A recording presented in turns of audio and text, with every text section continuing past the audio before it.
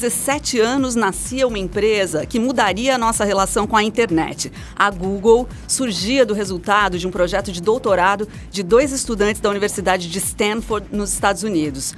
A grande sacada dos 2 jovens foi propor uma nova forma de buscar informações na web. E é sobre isso que nós vamos conversar no Viva Voz de hoje, que está no ar pela rádio e também pela TV Univale. Hoje quem me acompanha é o acadêmico de jornalismo Lucas Rosa. Boa tarde, Liz, e boa tarde a você de casa curtindo Viva Voz aqui pela rádio e também pela TV Univale. Seja muito bem-vindo, lembrando que você pode e deve interagir conosco, é muito fácil, tem o nosso e-mail, vivavozunivale@hotmail.com, tem também o Facebook, facebook.com/vivavozunivale e o Twitter e o Instagram, ambos @vivavozunivale.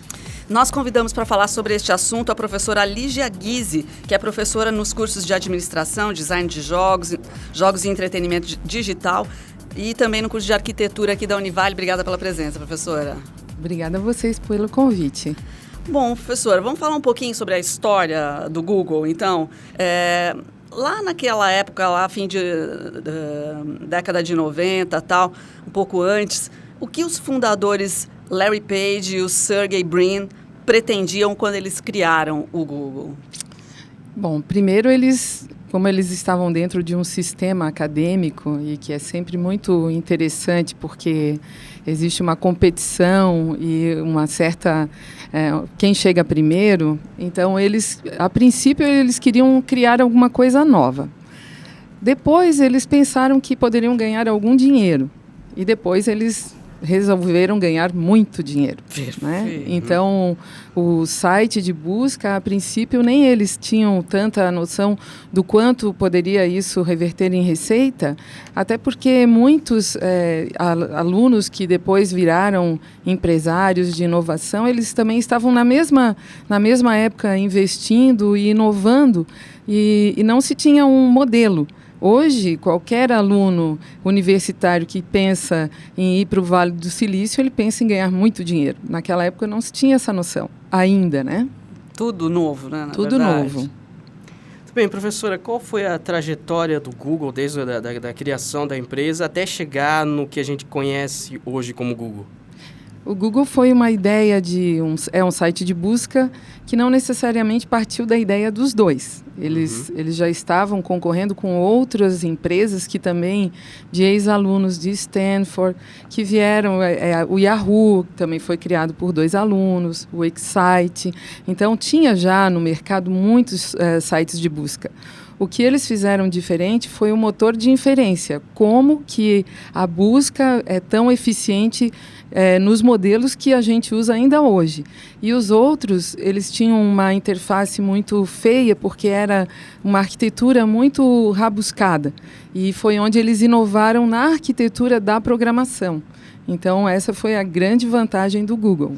Você falou da arquitetura. Outro dia assisti um documentário que contava um pouco da história do Google e eles lembram que, em relação a essa parte visual, uma sacada importante foi retirar as propagandas da busca, né? Isso eu acho que foi uma boa sacada também, né? Também.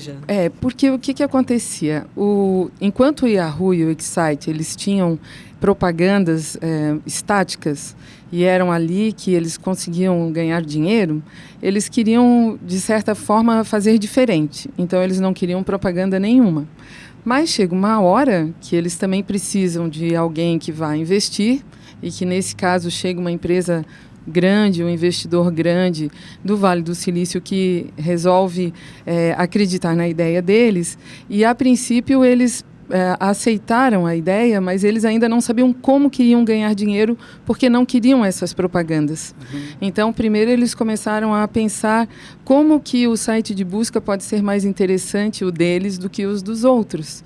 Porque os outros começaram a esquecer um pouco quem está buscando, e sim o quanto que vamos ganhar.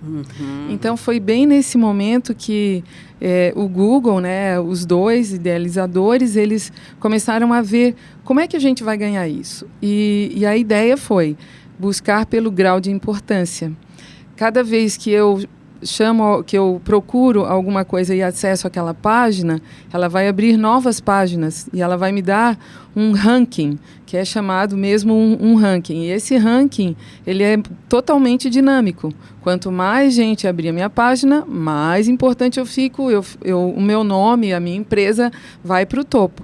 E é ali que eles começam, então, a vender essa ideia para o mercado, revertendo em dinheiro. Muito bom. Professor, então, e com relação às pessoas que acessam o Google, que é um fenômeno, com certeza a gente já sabe que se tornou, acho que um dos principais, se não o maior buscador da internet, além de outros serviços que hoje ele veio oferecer, mas com relação às pessoas que acessam, o que faz elas gostarem tanto do Google? Primeiro, acredito que seja a interface, uma interface leve. A Google sempre foi muito limpa, né? Então ela não é poluída, as informações, por mais que tenhamos muitas informações, ela tem uma forma muito lógica de fazer a busca e as pessoas não se perdem. Então isso faz as pessoas também buscarem tanto. Se nós hoje olharmos outros sites de busca que acidentalmente entram no nosso sistema, como o ESC, o Yahoo e outros, que a gente até nem quer, acidentalmente, a gente vê uma poluição assim, extrema. E isso não é interessante para quem está fazendo pesquisa, que está sempre com pressa, com ansiedade, quer resolver o problema, não é? Então, acredito que seja sempre pela mesma proposta da interface limpa, de uma interface muito fácil de escolha. Segundo, até por essa ideia mesmo, porque os outros ainda não têm a mesma lógica, não usam totalmente essa lógica do grau de importância, né? Então, quando nós queremos o que é mais importante, os sites mais usados, eles realmente aparecem. Então, existe uma série de facilidades na busca que faz com que o usuário perca menos tempo no Google do que em outros sites. Legal, uma matéria na Super interessante sobre a Google disse o seguinte, que depois do Google o problema não é mais achar o que você quer saber, e sim saber o que você quer achar, né? E só para a gente fazer um pensamento em cima disso, como é que você vê então essa nova forma que o Google inaugurou das pessoas lidarem com a informação mesmo, né? Primeiro que ele também melhorou com o tempo a busca. Por exemplo, há um tempo atrás nós queríamos uma palavra composta, a gente tinha que colocar entre aspas, um sinal de mais, um sinal de menos. Existia uma sintaxe, um conjunto de regras. Hoje, qualquer coisa, se eu quero misturar câmera com cabelo, com papel, ele vai mostrar muita coisa. Então, isso faz com que a gente fique um pouco mesmo, o que nós queremos realmente saber. Porque mas, de certa forma, por causa dessa facilidade na busca, ajuda bastante e deixa o usuário, quem está precisando da informação, deixa ele mais tranquilo. Muito bem.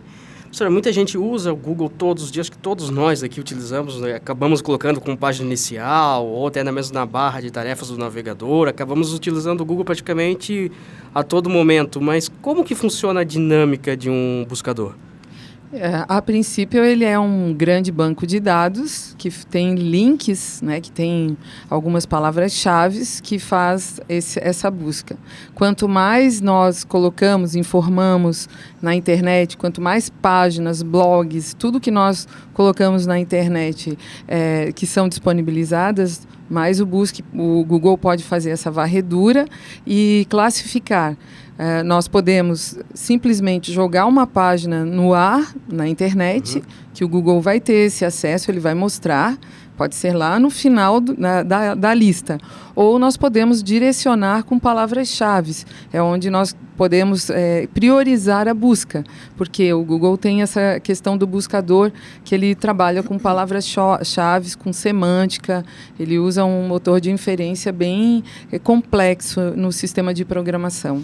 Agora, Lígia, é claro que estar no topo da lista do Google, é a vontade de todas as empresas, e, enfim, não só empresas, instituições, enfim, né? Mas existem algumas estratégias, né, para se conseguir fazer isso, além, lógico, do ranking que você já explicou, né?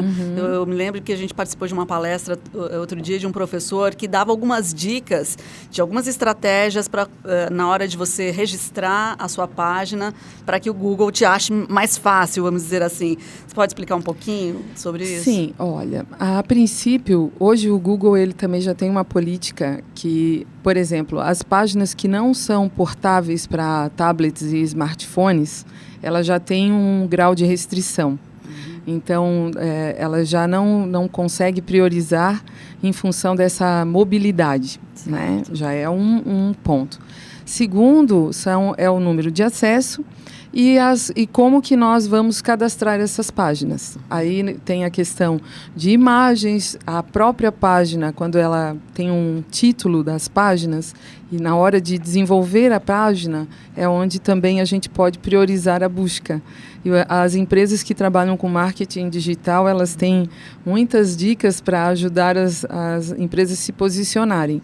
Mas, certamente, o número de acessos é muito importante. Certo. Muito importante mesmo. Continua valendo, né? Sim. Bem, professora, eu sou uma das pessoas, eu acho que muitos que tem mais ou menos, até como a internet chegou, né, a internet comercial chegou muito tarde também no Brasil, eu acho que nem mesmo sendo jovens ou não, até quem começou a usar a internet já teve contato com o Google. Mas como é que era pesquisar coisas, usar a internet antes do Google? Nossa, então, que pergunta. Essa vai entregar.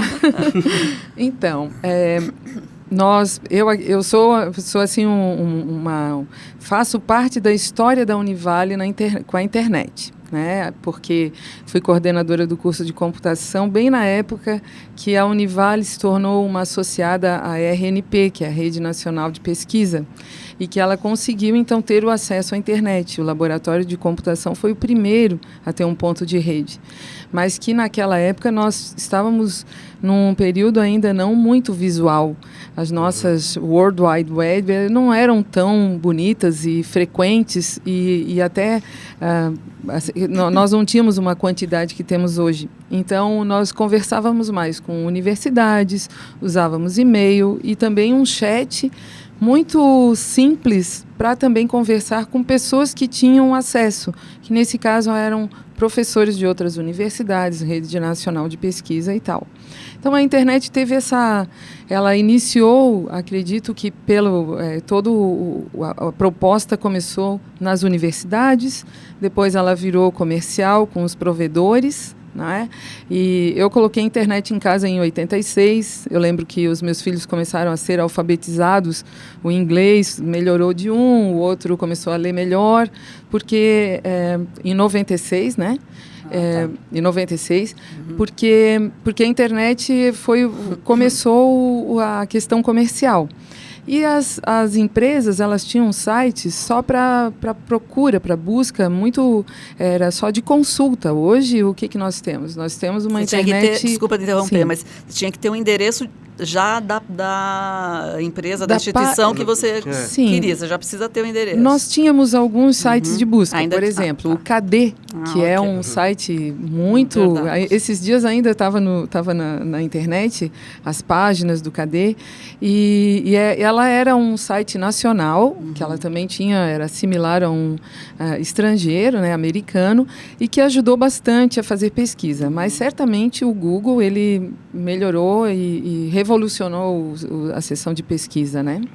Bacana. Agora, nesses 17 anos aí de surgimento do Google, quais foram as principais inovações? O que você aponta como os pontos-chave aí nessa evolução dessa relação da gente com a internet, né? Então, antes do Google, nós tínhamos um site de busca que não era muito amigável, que demorava muito, não mostrava muitas páginas. tinha uma certa carência.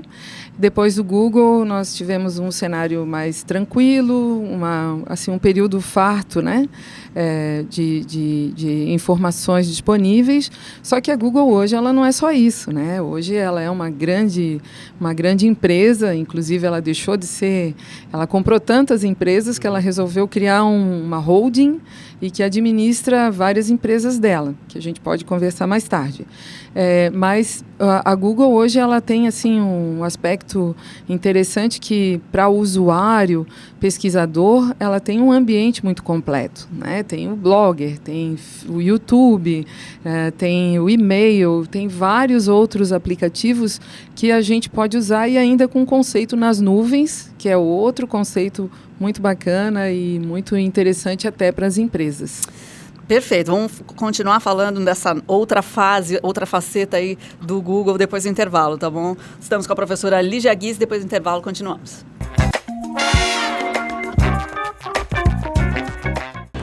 Estamos com a professora Lígia Guise na pauta do programa de hoje, os 17 anos do Google. É isso aí, professora. A gente terminou o bloco anterior, falando a respeito, né, dos outros serviços do Google. Você até mencionou que já não é mais só um buscador. E hoje a gente sabe, tem o seu próprio navegador, tem também o canal de vídeos, né, que acabou comprando o YouTube, também agora um sistema operacional para celulares e por aí vai. Como é que você avalia o Google expandindo seus trabalhos para outros ramos da tecnologia? Ele está sendo bem? Não? Como é que tu avalia essa nova faceta do Google? O Google ele tem um ambiente. Ele criou aos poucos um ambiente de trabalho, né? Ele é muito parecido com, se a gente, assim, analogamente a gente pode pensar, e a gente está sempre pensando na Microsoft, né, que é inevitável, assim como ela tem um pacotão que é o Office, que não se resume a Word, Excel e planilhas, mas ele tem mais de 20 aplicativos para automação de escritório. O Google ele também tem esse ambiente, né? Então ele tem o Google Drive, que é o sistema que incorpora aí assim, como se fosse os aplicativos para automação de escritório, um editor de texto, uma planilha eletrônica, apresentação, e eu ainda posso fazer formulários online, pesquisa online pelo Google Drive, quer dizer, mais do que outros, né? Então, aí temos também blog, desenvolver blogs, deixar na web, interação junto com uma rede social, que é o G+. Então, fotos que ele incorporou com o Picasa, juntou livros, pesquisa de livros. Você pode ler um livro, se tiver no Google, no ambiente dele, eu posso ler, e se eu quiser a cópia por escrito, tem um valor, as livrarias, aonde que eu vou comprar esse livro. Então, ele nos deixa uma série de ingredientes para o trabalho, para a pesquisa, muito interessante. Essa é uma das facetas do Google, mas ela tem outras ainda, né? Alguma novidade já que se desenha por aí? Porque você mencionou a Microsoft, eu acho que vai ser aquele motor propulsor para sempre estar tentando novidades, buscando superação aí, enfim, a concorrência sempre acaba estimulando, né, Lígia? Com certeza. O que tem pela frente? Já tem alguma novidade? Tem muitas novidades. Se a gente olhar a questão da automação de escritório, a Microsoft é mesmo, né, o que disparou o gatilho, e que ela certamente é o modelo, né, a referência. E o Google ele tem pretensões, até a gente chama em marketing uma prática meio canibal. Por quê? Porque ela está agora, recentemente, faz 2 ou 3 dias, eu li que o que a empresa está fazendo. Ela vai fazer uma proposta para as empresas que têm o pacote Office, que têm contratos com a Microsoft, que, ao terminarem os seus contratos, que utilizem os sistemas, os aplicativos gratuitamente do Google, né? E ainda mais, além disso, com o uso, ela pode até cobrar $5 a $10 pelo uso, por licença. E ali, além de tudo, ela quer também usar o entorno. Toda a retroárea do sistema, ela também quer atingir. Por quê? Porque ela quer... todas as empresas que trabalham com treinamento, o Google quer pagar para as pessoas ensinarem outras a utilizar os aplicativos. E assim ela está disposta a pagar $25. É o que está escrito. Eu não sei se na prática isso realmente vai acontecer e se a Microsoft vai deixar, não é? Porque talvez seja até uma briga aí mais jurídica, talvez. Mas que certamente ela está sendo muito agressiva e está disposta a concorrer com certeza. Que loucura. Briga forte essa. Briga forte. Professora, você falou agora no fato do Google, né, oferecer alguns serviços gratuitos, né, boa parte deles, assim, analisando, mas aí eu fico pensando de que forma funciona, de onde vem o lucro de uma empresa, que a gente sabe que é uma das empresas mais rentáveis do mundo atualmente, de onde vem esse lucro, sendo que ela oferece tantos serviços gratuitos? Certo. Vem com toda a história deles. Quando eles criaram o site de busca, eles não tinham patrocínio, veio um investidor, investiu os investidores disseram, tá, e agora como vamos ganhar dinheiro? Então, vamos ganhar dinheiro com propagandas inteligentes. Ou seja, o sistema, quando eu vou lá no sistema de busca, se eu digito carro, vai aparecer algumas coisas referentes ao carro e do lado, né, num frame à direita, aparecem muitas lojas, muitas concessionárias de carros, e pode ser de brinquedo, etc. Mas eles estão ganhando por anúncios, só que são anúncios inteligentes. Né? Nós temos também, sempre que a gente digita a palavra carros, também os primeiros sites são de anúncios. Só que a Google avisa que é anúncio. Ela tem uma etiquetinha lá e diz que é anúncio. Né? Então, mais tarde a gente pode achar o mesmo site, aquele que está anunciado mais para baixo, que ele também vai aparecer. Mas ele aparece antes. Isso é uma forma também de receita. Mas a empresa, ela tem vários outros negócios. Ela comprou uma empresa de drones, ela vende tecnologias de termostato inteligente, acredita? Olha. Porque ela quer saber, ela faz um sistema com lógica difusa e quer saber qual é a temperatura ideal que o usuário precisa. Então, baseado num banco de dados, em inteligência artificial, depois ele mesmo se regula, ele resolve sozinho o termostato, né? Então, aí existem outros negócios que a empresa agora vê isso com bons olhos. Por isso que ela quer ser lembrada como ela nunca vai mudar o nome. Cada um tem um nome diferente. Ela comprou essas empresas que já existiam, vai manter, mas ela quer ser Google para pesquisa, como site de busca. Mas fora isso, ela tem um mercado aí, uma palheta de empresas enorme. Pois é, e você falou sobre os anúncios e que eles têm uma ética aí, né, de anunciar e tal, mas ao mesmo tempo assusta um pouco aquela busca que, não entendo tecnicamente, vou pedir a sua ajuda para a gente compreender melhor, mas se você um dia fez lá uma busca de carros, aproveitando seu exemplo, de repente, no segundo dia, os carros vão estar lá na minha página inicial do Google como anúncio, né? Sim. E esse tipo de coisa acontece bastante, né? Outro dia eu fui fazer uma pesquisa para saber, eu quero um modelo de bota nova. No dia seguinte, tinha lá várias botas anunciadas ali na página de abertura para mim, né? Sim. Como é que funciona isso, Lígia? Então, bom, o lado ruim dessa história toda é que, enquanto a gente usufrui de todas as ferramentas do Google, alegres e felizes, ele também tem um sistema que vai guardando tudo, né? E nós estamos ficando cada vez mais sem privacidade. Assim como ele tem lá um aplicativo que é Mapas, e tem também um site, o próprio buscador dele, né, o browser dele também. No smartphone nós temos o sistema operacional ou mesmo o Android. O que acontece? Existe um endereço no link, um link que pode mostrar tudo que, além de mostrar os sapatos, as botas, ele também pode te mostrar o que tu fizeste, onde é que tu estavas dia 17 de outubro de 2015. Se tu estavas com o teu celular ligado, ele vai mostrar. Então, tem toda essa questão aí da privacidade que nós estamos perdendo, né? Mas isso é uma questão assim, bem complicada e que eu acho que o Google está aproveitando bastante isso. São as nossas fotos que a gente disponibiliza na rede social, no Picasa, né, que é o antigo Picasa. Então, todos esses, e o que nós curtimos, o que nós compartilhamos, tudo isso fica tudo muito marcado. E assusta mesmo. E eu não sei o que vai acontecer daqui para frente, mas certamente muita gente já diz há muito tempo que a gente tem que ter cuidado com o que a gente faz e disponibiliza, porque existem muitas formas de acessar, né?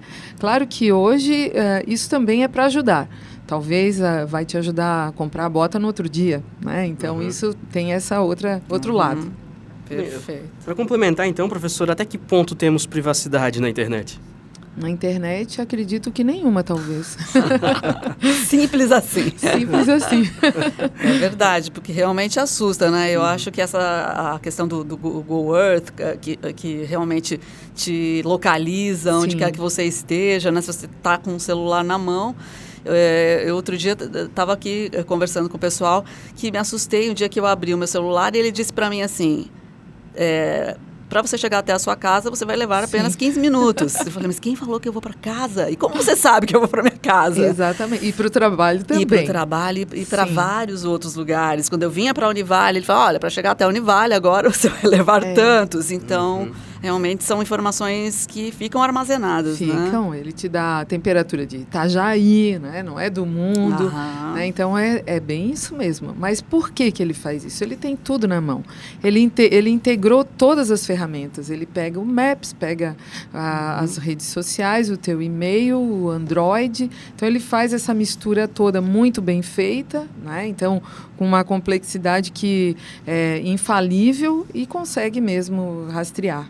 Com certeza. Quem sabe esse não é o maior capital da Google, né? Pois é. Então, existe aí hoje a empresa Google, ela está fazendo algumas outras coisas interessantes e ela está cada vez mais ousada, né? Os carros autômatos, por exemplo. Ela está investindo em carros autômatos.